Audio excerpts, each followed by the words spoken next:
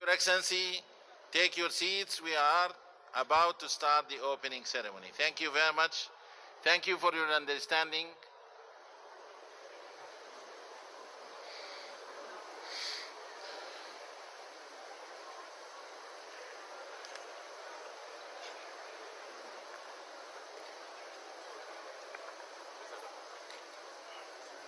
Tell them to bring water and glass.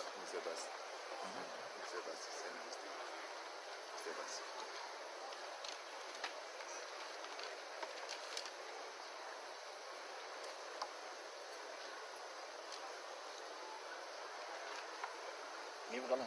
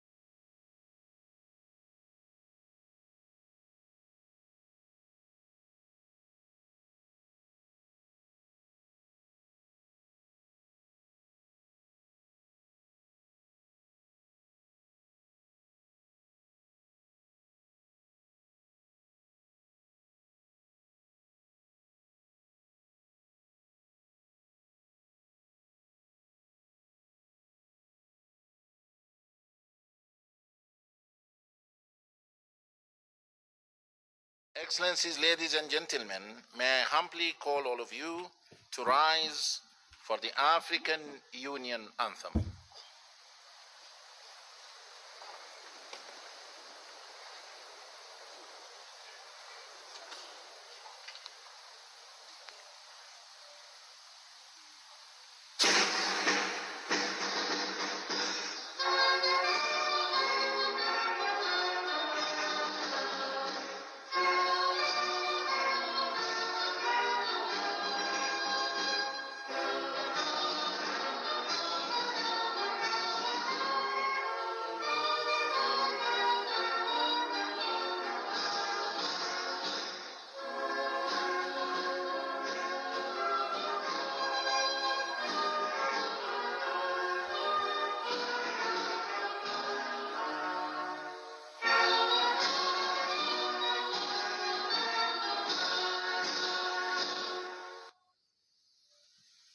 Thank you.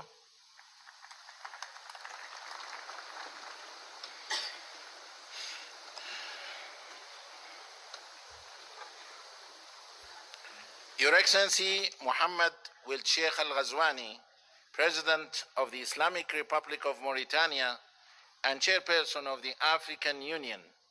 Your Excellency Dr. Abiy Ahmed, Prime Minister of the Federal Democratic Republic of Ethiopia. Your Excellencies, heads of states and governments of African Union member states. Your Excellency Musa Faki Mohammed, Chairperson of the African Union Commission. Your Excellency Mr. Mahmoud Abbas Abu Mazin, President of the State of Palestine. Your Excellency Antonio Guterres, Secretary General of the United Nations. Your Excellency Maya Moore Motley, Prime Minister of Barbados. Your Excellencies, distinguished former presidents here present, Honorable Fairest Ladies here present, Your Excellencies, Honorable Ministers, Your Excellency Dr. Monique Nzanza Baganwa, the Deputy Chairperson of the African Union Commission, Excellencies, Commissioners, and all the leadership of the Commission, Excellencies, Ambassadors, members of the Permanent Representatives Committee, Your Excellency Mina Wamakela, Secretary General of the African Continental Free Trade Area, AFCFTA, Your Excellency Madame Nardos Bekele Thomas, Chief Executive Officer of the African Union Development Agency, AUDA-NIPAD, Your Excellency Dr. Jan Kaseya, Director General of the Africa CDC, Your Excellency Ambassador Marie-Antoinette Roscatre, Chief Executive Officer of the African Peer Review Mechanism, APRM, Your Excellency Dr.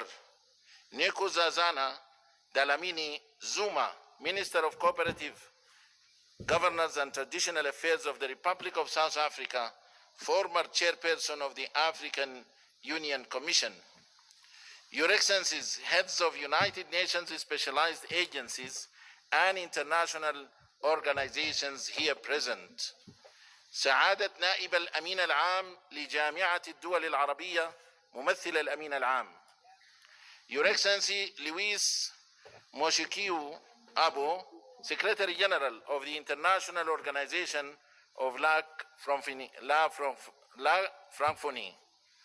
Your Excellency Dr. Warkena Jibihu, Executive Secretary of the Intergovernmental Authority on Development, IGAD, Your Excellencies, heads of COMISA, ECOWAS, SINSAT, EAC, ECAS, SADC, and UMMA, Your Excellency Dr. Akinwumi Adesina, President of the African Development Bank Group, a strong believer of the African development and prosperity, Your Excellencies Dr. Benedict Oki Orama, President of the Afri-Exim Bank, Your Excellency Dr. Sidi Wildeta, President of the Arab Bank for Economic Development in Africa, بادية، معالي الشيخ شخبوط نهيان آل نهيان وزير الدولة بدولة الإمارات العربية المتحدة، Excellencies,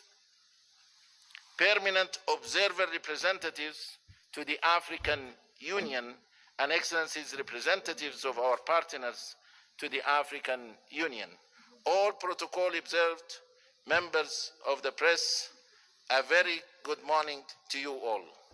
It gives me immense honor and pleasure to welcome you all to the opening ceremony of the 38th ordinary session of the AU Assembly of Heads of States and Governments being held today at the Nelson Mandela Hall, the African Union headquarters in Addis Ababa, the capital of Africa.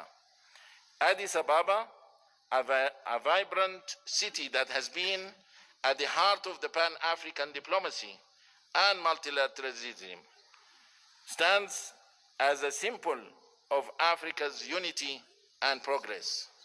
As a host nation of the African Union, Ethiopia plays a crucial role in fostering continental dialogue and advancing African integration. Your Excellencies, ladies and gentlemen, the 38th Ordinary Session of the Assembly of Heads of States and Governments of the African Union holds significant importance as it will oversee the elections of the chairperson and the deputy chairperson of the African Union Commission. Over the past years, the African Union has made remarkable progress in conflict resolution, mediation, and peacekeeping efforts, contributing to greater stability across the continent.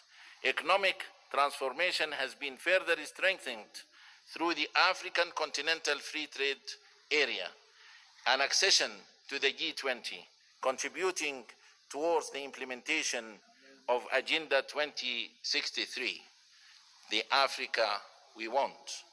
Excellencies, ladies and gentlemen, having said so, the program of today's opening ceremony will stand as follows. We will have a statement by His Excellency Dr. Abiy Ahmed, Prime Minister of the Federal Democratic Republic of Ethiopia, followed by a statement by His Excellency Musa Faki Mohammed, Chairperson of the African Union Commission, following which a statement by His Excellency Antonio Guterres, Secretary General of the United Nations. We shall then have a statement by His Excellency Mahmoud Abbas, President of the State of Palestine. Then His Excellency Mahmoud will Sheikh Al-Ghazwani, President of the Islamic Republic of Mauritania and Chairperson of the African Union, will make his opening remarks. Immediately after that, we will call the Dean of African Ambassadors in Ethiopia to introduce the new bureau, members of the African Union Assembly, following which we shall have the handover ceremony for the chairperson of the African Union. Then we will go to the launch of the African Union theme of the year, Justice for Africans and People of African Descent through Reparations. Without any further ado, I have the great honor and privilege to invite His Excellency Dr. Abiy Ahmed, Prime Minister of the Federal Democratic Republic of Ethiopia, to deliver his statement. Your Excellency, the floor is yours. Your Excellency.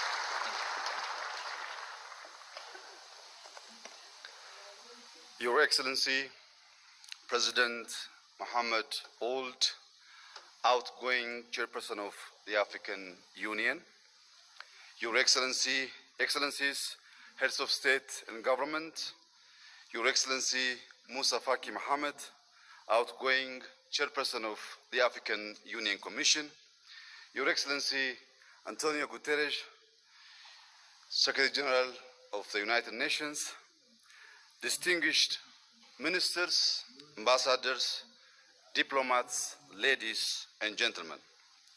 Welcome to Ethiopia, the cradle of Pan-Africanism and a proud champion of African unity and freedom. It is an honor to stand before you today as we reflect on the immense potential we hold, not just as individual nations, but as a united and dynamic continent. In a world marked by rapid change and multiple challenges, we find ourselves at a crossroads of uncertainty and opportunity. This moment calls upon us to strengthen our collective resolve, embrace resilience, and foster unity across Africa. The theme for this year's assembly calls on us to heal the scars of historical injustice and overcome lingering trauma that has long hindered our progress. The demand for reparations is not about charity or financial aid. It is a call for justice. It seeks to restore the dignity of millions and heal the deep scars of poverty, inequality, and discrimination. It demands an end to the systematic exploitation of our wealth, resources, and opportunities. It also calls for a transformative process that acknowledges past harms and takes bold steps to right the wrongs caused upon us, upon society across the continent. Thank you. Thank you. Most importantly, the call for reparations requires not just words, but concrete actions to affirm the equal worth of every human being. Excellencies, ladies and gentlemen, to achieve lasting peace, justice, and prosperity, we must rise above the geopolitical tensions and the historical divisions imposed upon us by colonial borders. By fostering solidarity among all of our nations and embracing a shared destiny, we can pool our resources and talents to unlock our continent's full potential. Africa's cultural, ethnic, and linguistic diversity is a source of pride and strength upon which we must build inclusive governance and equitable development.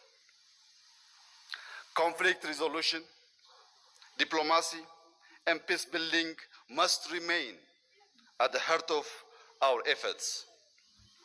By championing African solutions to African challenges, we can secure lasting peace and stability.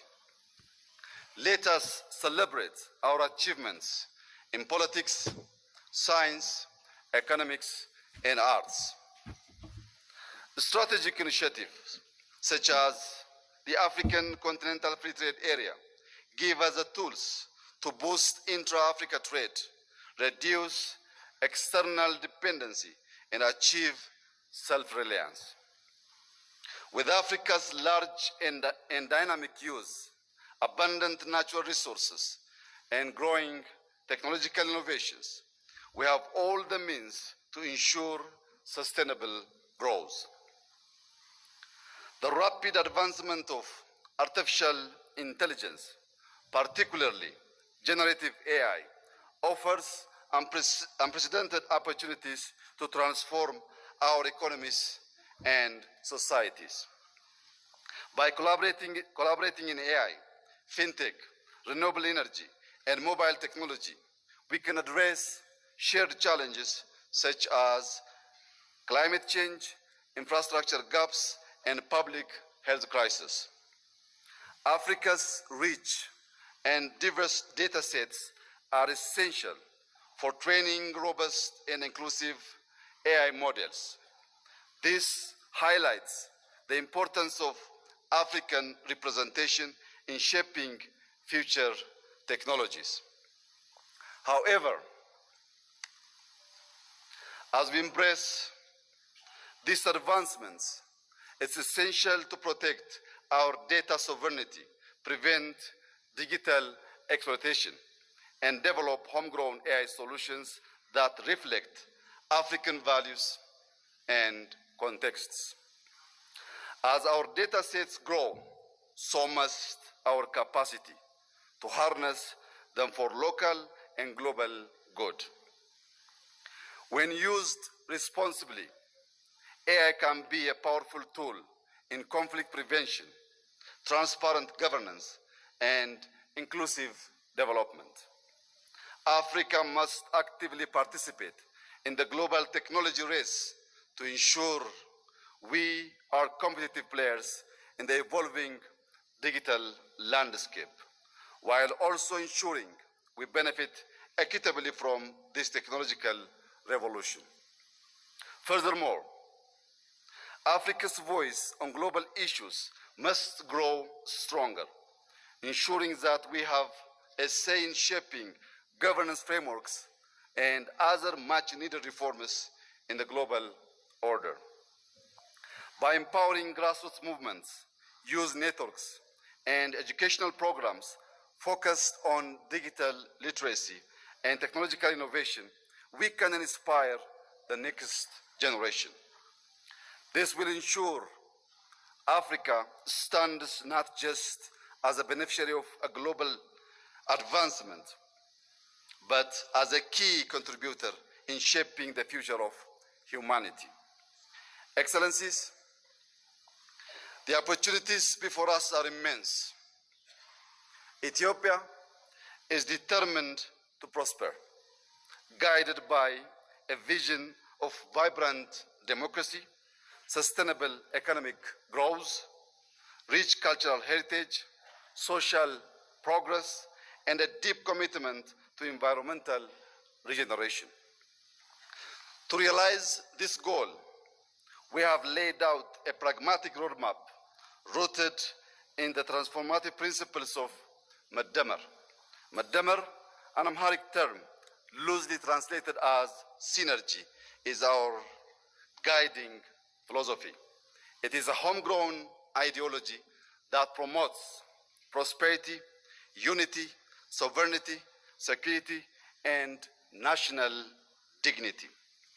At its core, Madamar encourages social and economic advancement, celebrates diversity, and nurtures a spirit of community grounded in Ethiopia's rich culture, spirituality, and values. Reflecting on the progress of the past 5 years and building on the vision of Madamar, Ethiopia has made remarkable strides. Despite inheriting a nation deeply divided along ethnic lines, burdened by substantial debt, and facing numerous internal challenges, we have moved forward with determination. At the same time, we navigated a complex and ever-changing regional and international landscape. Yet, through resilience and cooperation, we continue to move closer to the realization of our shared vision of prosperity. Our achievements speak for themselves. Allow me to share a few highlights. We have reformed our political system, transforming into an inclusive multi-party framework that reflects the diversity of our nation.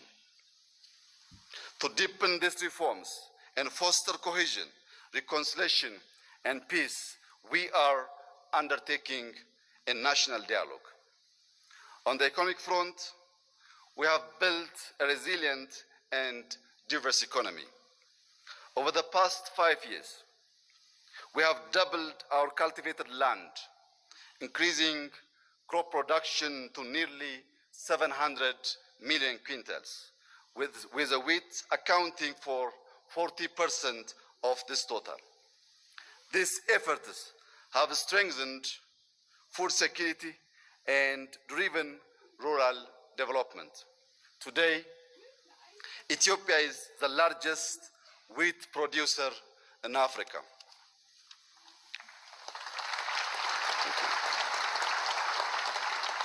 Thank you. Through collective efforts, we have reduced external debt by over 50%, double both GDP and GDP per capita, and tripled government revenue in 5 years, with an 8.1% growth reported in the most recent fiscal year. Across the country, our major cities are evolving into dynamic, culturally rich, and sustainable hubs. In education, we have established 40,000 kindergartens and primary schools to boost early childhood education. Additionally, we have launched a program to train 5 million coders to strengthen our digital economy. Furthermore, we strive to honor our heritage by restoring national sites, developing tourist destinations, and reclaiming cultural artifacts, fulfilling our duty as the guardians of our nation's treasures. These accomplishments reflect the unwavering spirit and resilience of the Ethiopian people and underscore our firm commitment to advancing Ethiopia's future. With its focus on unity, cooperation, innovation, and shared progress, Madamar can serve as a guiding framework for our Pan-African agenda. By embracing its principles, we can forge a path toward a more just, equitable, and prosperous future for all Africans.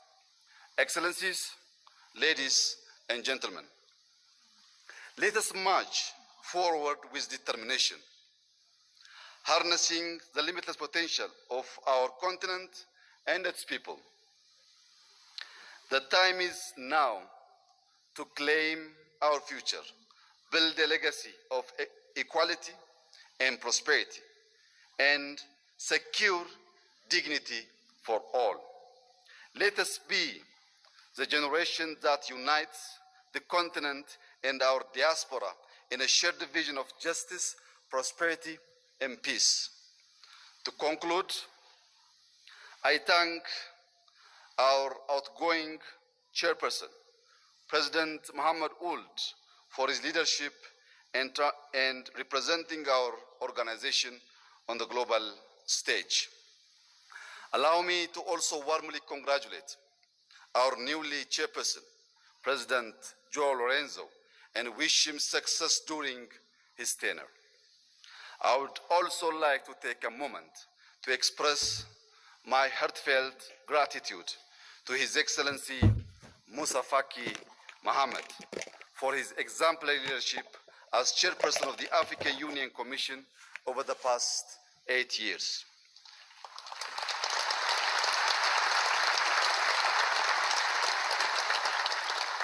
Throughout his tenure, His Excellency Musa Faki has shown unwavering commitment to peace and integration, significantly strengthening the African Union's role in addressing the continent's challenge. I also extend my sincere thanks to him for being a steadfast friend of Ethiopia, supporting us not only during our times of success, but also in our moments of difficulty. Thank you, my brother.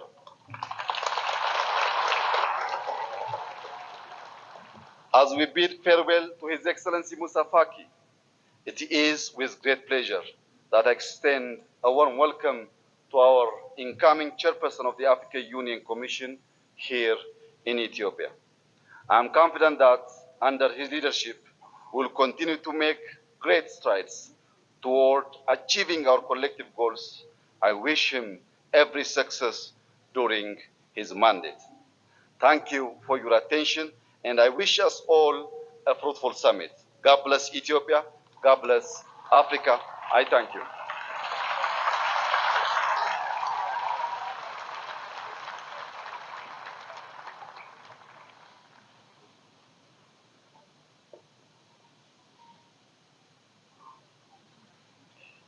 Thank you, Your Excellency, for your statement, and thank you for the generous hospitality extended to our Excellencies, heads of states and governments, as well as distinguished delegates. Thank you.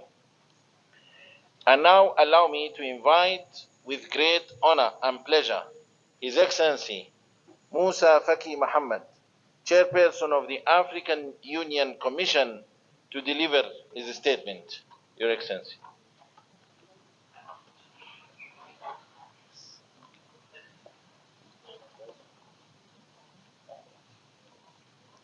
Excellences, Monsieur Mohamed Ould-Cheikh Al-Ghazouani, Président de la République islamique de Mauritanie, Président en exercice de l'Union africaine,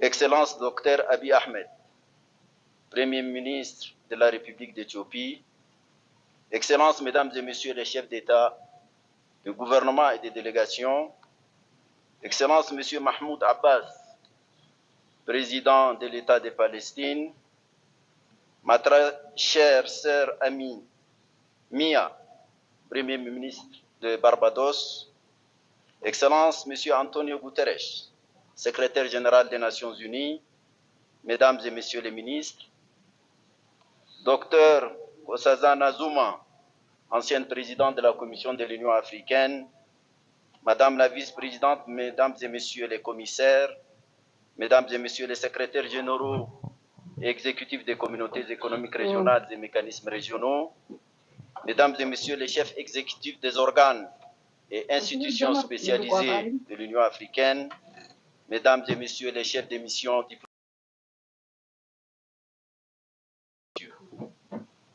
c'est à la fois avec un grand honneur et un immense plaisir que je m'adresse à vous aujourd'hui pour la dernière fois en ma qualité de président de la Commission de l'Union africaine.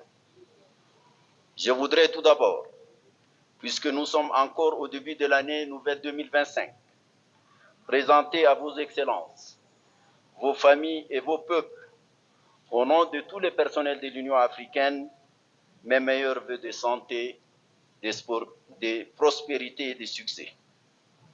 Je voudrais aussi exprimer mes sincères remerciements aux présidents en exercice avec lesquels j'ai successivement travaillé ces 8 dernières années. J'ai nommé dans l'ordre de leur présidence Alpha Condé, Paul Kagame, Abdel Fattah al-Sisi, Cyril Ramaphosa, Antoine Félix Tshisekedi, Macky Sall, Azali Assoumani et Mohamed Ould-Cheikh Al-Ghazouani. En cet instant de remembrance, je ne peux oublier le président Idriss Déby Itno, paix à son âme, qui, en africaniste convaincu, a eu l'initiative de ma candidature à la tête de la commission et qui s'est investi sans compter pour un tel destin pour moi. Sa mort tragique a été ma plus atroce douleur de ce double mandat.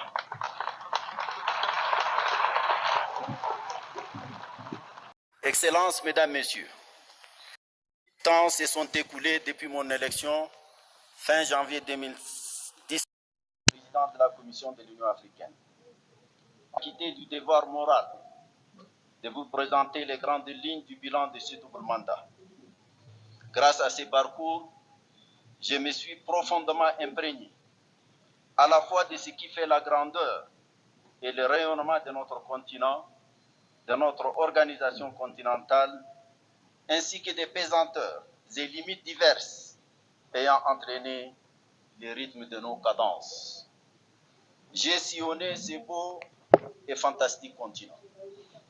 J'éprouve une profonde fierté d'avoir visité au moins une fois tous les 55 membres de notre Union. L'opportunité que m'offre ce moment est historique et unique. J'y tenterai de m'acquitter de la double obligation de rendre compte et de m'interroger sur quelques problématiques en ayant bien conscience qu'il ne faut absolument pas abuser de votre temps si précieux. Un rapport consolidé de notre bilan et un rapport annuel conformément à notre recommandation. Président, les rapides et intenses bouleversements politiques qui ont caractérisé le contexte international durant mes mandats ont eu des manifestations à la fois violentes et déstabilisatrices. La subite dégradation de la situation sanitaire consécutive au déclenchement de la COVID-19 s'est accompagnée malheureusement d'importants chocs et de prolongation de turbulences économiques. Pour l'Afrique, cela s'est traduit par une aggravation du poids de la dette, de la baisse des investissements publics et privés, de la violence et de la prégnance de certains conflits africains, de l'affaissement du panafricanisme et des chaînes de solidarité africaines, des manifestations d'obsolescence des institutions africaines, des appétits extérieurs en Afrique, des déficiences patentes en matière de gouvernance et de leadership en Afrique et même dans le monde, de la crise du multilatéralisme au cours de la Seconde Guerre mondiale, etc., etc. La guerre russo-ukrainienne, enclenchée en février 2022, est venue noircir davantage ces tableaux, annonçant une recomposition du géopolitique mondial. Est née une ligne de fracture qui a suscité une forme de bipolarité qui, dans les imaginaires politiques, évoque la réalité pourtant théoriquement dépassée de la guerre froide. Des incertitudes profondes sur la soutenabilité de la paix et de la coopération internationale ont empoisonné les esprits, assombri les consciences et ont renforcé le pessimisme, les égoïsmes sur la soutenabilité de la paix et de la coopération internationale ont empoisonné les esprits, assombri les consciences et ont renforcé le pessimisme, les égoïsmes ont empoisonné les esprits, assombri les consciences a plané sur bien de nos pays. ውድ ተመልካቾቻችን ይህ ቀጥታ ስርጭት እየቀረበላችሁ የሚገኘው በደቦል አዲስ ሚዲያና ኮሙኒኬሽን ነው። ተመልካቾቻችን ይህ የቀጥታ ስርጭት የድምጽ ጥራት እየተሰማችሁ መሆኑን ተስፋ እናደርጋለን። ውድ ተመልካቾቻችን ይህ ቀጥታ ስርጭት እየቀረበላችሁ የሚገኘው በደቦል አዲስ ሚዲያና ኮሙኒኬሽን ሲሆን በዋነኛነት በ38ኛው የአፍሪካ ሕብረት የመሪዎች ጉባኤ ሲሆን በኢትዮጵያ ፌደራላዊ ዲሞክራሲያዊ ሪፐብሊክ ጠቅላይ ሚኒስትር ዶክተር አብይ አህመድ የመክፈቻ ንግግር አብራችሁን ቆዩ። Ladies and gentlemen, this live is presented by Double Addis Media and Communication, which mainly focus on 38th African Union Summit and the opening speech of Federal Prime Minister Abiy Ahmed. Stay tuned. Stay tuned.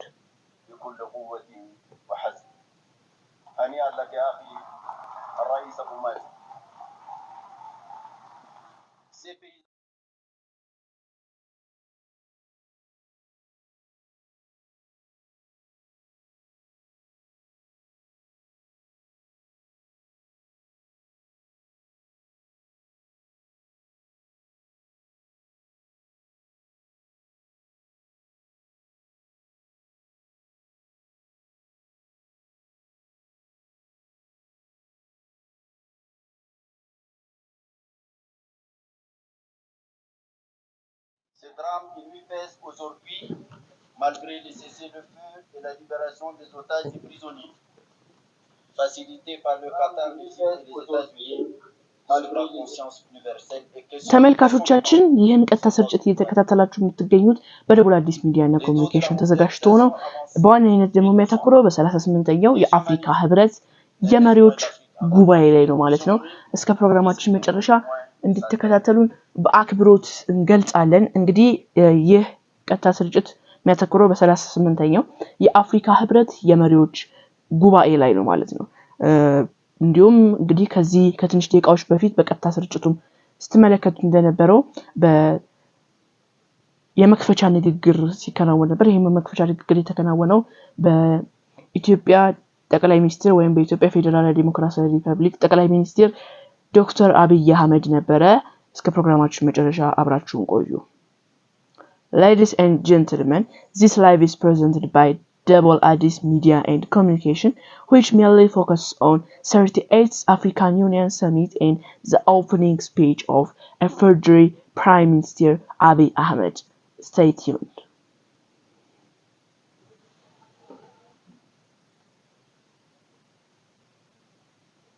Bien au contraire. Les autres personnes déplacées internes viennent accentuer la situation sécuritaire, alimentaire et sanitaire déjà fragile de nombreux États membres. C'est à ce contexte mondial et régional fortement dégradé que nous avons été confrontés au cours des 8 dernières années de développement démocratique. Excellence, Monsieur le Président, Mesdames et Messieurs,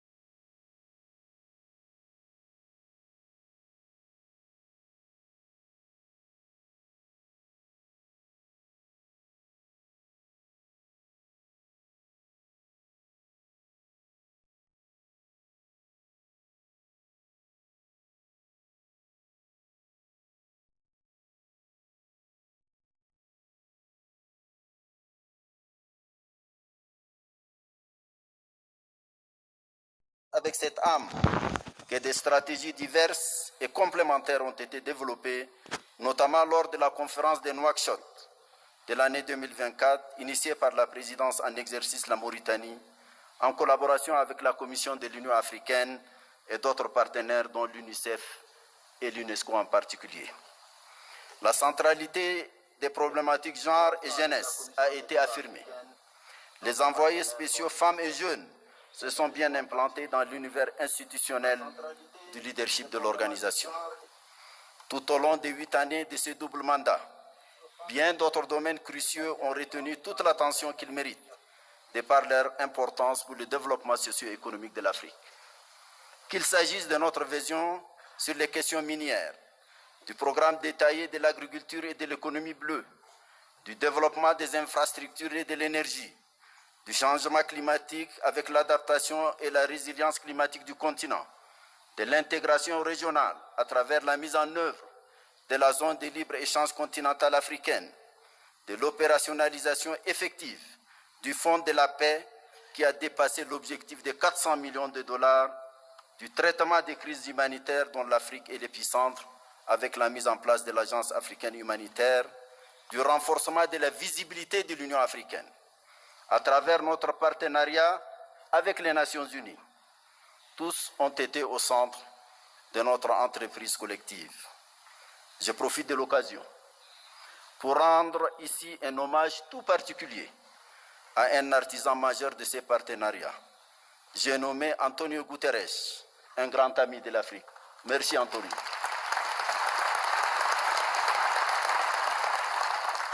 L'accession de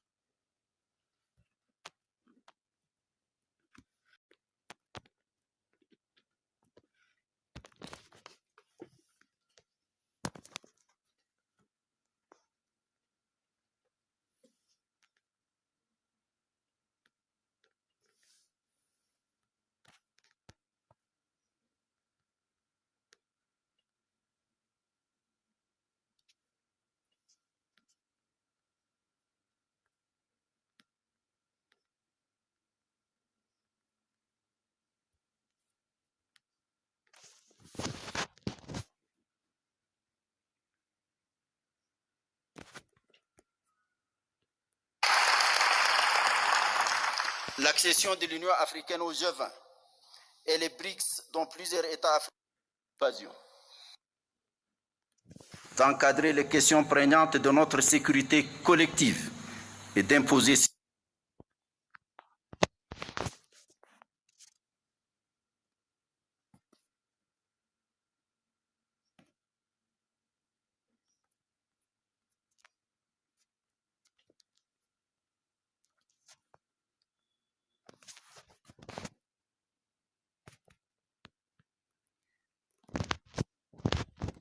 si nécessaire les sanctions requises le cas échéant.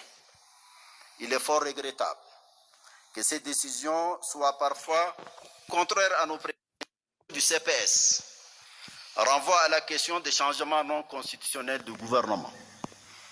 À cet égard, j'ai mentionné dans la dite lettre que nous n'avons plus désormais que 2 options. Soit abandonner les principes qui régissent actuellement cette problématique, soit les appliquer sérieusement, quitte à les réviser et les adapter à nos besoins et réalités nouvelles. Nous ne pouvons, pour notre crédibilité, continuer à ressasser telle une litanie ces principes tout en les piétinant ou acceptant leur flagrante et constante violation. Il n'y a rien de plus corrosif de notre crédibilité qu'une telle attitude qui a conduit ces derniers temps à une véritable défiance vis-à-vis des règles et principes et fragiliser l'intégration dans une partie du continent. J'ai mentionné également le marasme persistant et paralysant de notre insupportable division en matière de représentation en relation avec nos partenariats dits stratégiques. J'appelais ici encore à choisir l'une des 2 options qui s'y présentent pour nous et dont j'ai présenté clairement les termes dans ma lettre. J'avais également mentionné la question récurrente du financement de l'organisation, laquelle paradoxalement contraste avec les tendances continues de multiplication des organes sans souci de leur financement. Une organisation indépendante et gardienne de notre liberté et de notre souveraineté ne saurait se construire par les financements d'autrui. J'avais également soulevé la réduction privative d'initiative du président de la Commission de l'Union africaine et appelé à son harmonisation avec les obligations légales et coutumières qui s'imposent désormais à lui.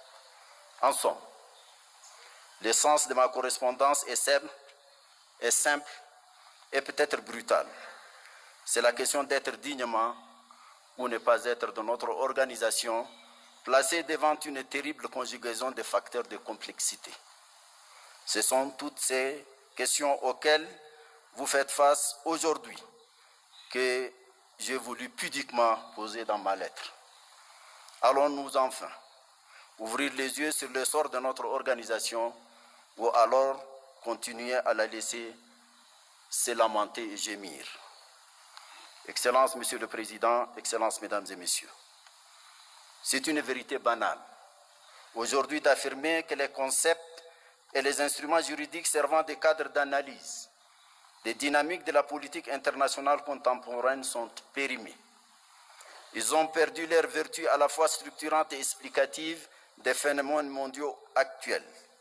Un tel constat explique pourquoi les débats portent aujourd'hui sur les modalités d'avènement d'une nouvelle gouvernance économique et politique mondiale.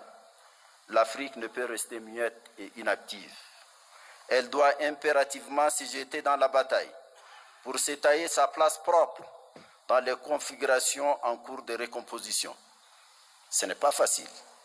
Cela demandera de l'ingéniosité, de la créativité, de la méthode, du courage. Plus généralement, cela demandera une vraie rédemption pour un réveil de la conscience et de l'âme du panafricanisme. Celui de la conscience de notre africanité, celui de la fierté de notre africanité, celui de l'attachement à notre africanité, celui du rejet de notre dépersonnalisation et de notre servilité nihiliste, de notre identité et de notre être.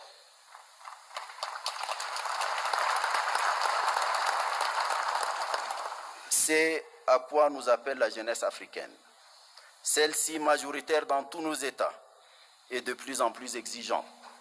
Sa voix résonne de plus en plus fort grâce aux nouvelles formes de communication qui amplifient toutes les expressions. Cette jeunesse africaine nous interpelle et nous fait constamment un procès en déphasage de ses aspirations, qui sont celles d'une Afrique ouverte sur elle-même et unie, souveraine dans ses politiques et choix, debout et solidaire. Cette solidarité a toujours été notre planche de salut dans notre combat contre le colonialisme et l'apartheid et le parachèvement de notre indépendance. Nous venons de nous incliner sur la mémoire d'un de ces grands combattants, Sam Nujoma. Ça doit nous rappeler quelque chose, mesdames et messieurs. La foi dans notre solidarité panafricaine a galvanisé nos consciences, nos volontés et nos intelligences pour nous conduire vers un destin commun plus prometteur. Il n'y a pas de nouvelle voie de notre futur que d'écouter et de donner corps aux aspirations de notre jeunesse, nos concitoyens et notre diaspora. Monsieur le Président, Mesdames et Messieurs, je quitte définitivement mes fonctions dans quelques jours. J'avoue que je me sens envahi par un doux sentiment de liberté qui m'autorise ces quelques mots venant du cœur.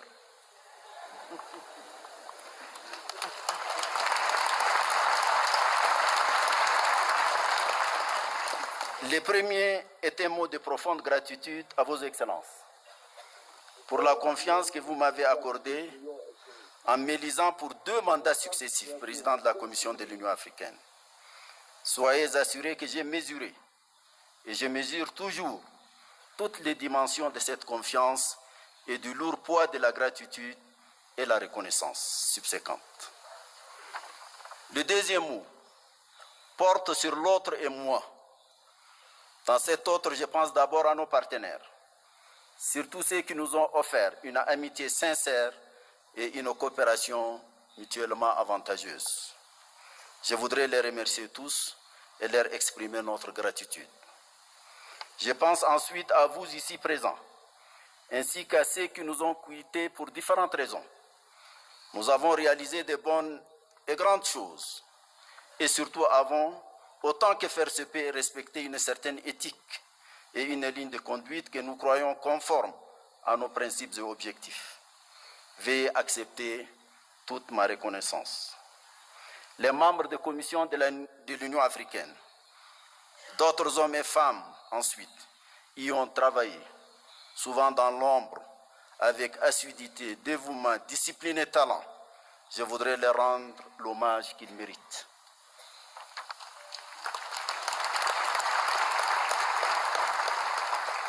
Le troisième mot est relatif à mes propres limites.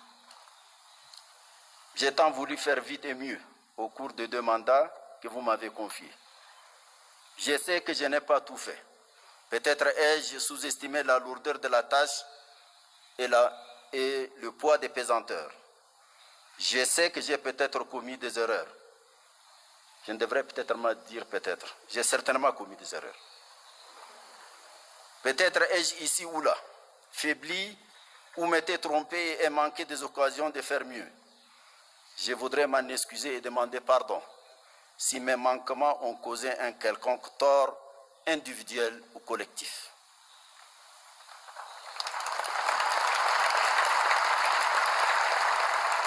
Le 4e mot est relatif à mon sentiment de l'instant.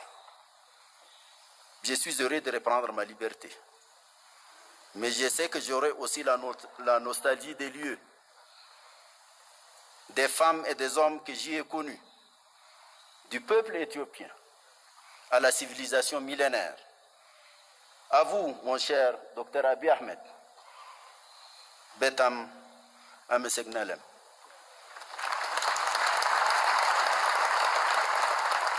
Peut-être faudra-t-il écrire l'histoire de tout cet enchevêtrement de sentiments et de sensations.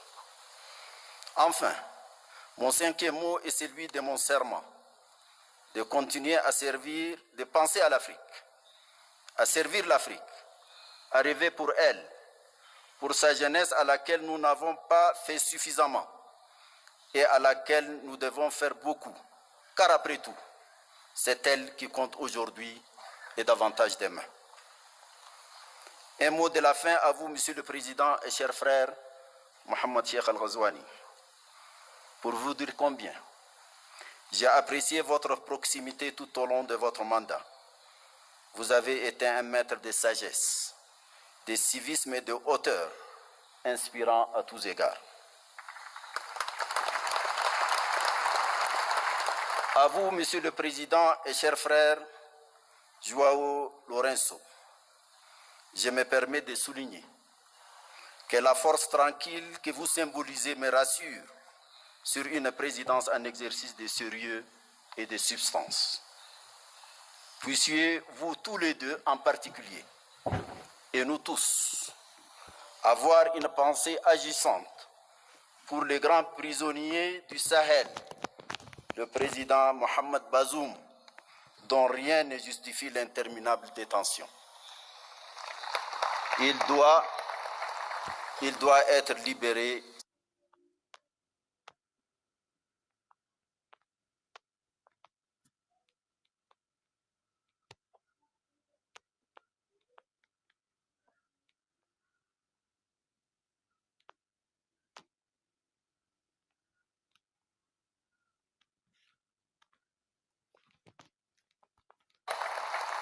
Il doit être libéré sans condition.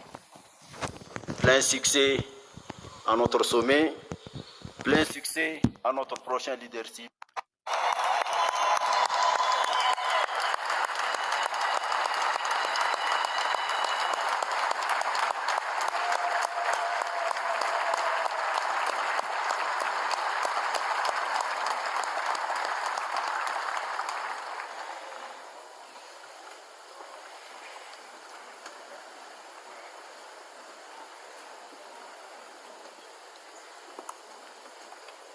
Thank you, Your Excellency. Thank you for your statement. Thank you for your unwavering commitment. Thank you for dedication towards Africa's peace, development, and unity. Thank you very much. I will now have the honor to invite His Excellency Antonio Guterres, Secretary General of the United Nations, to deliver his statement. Your Excellency.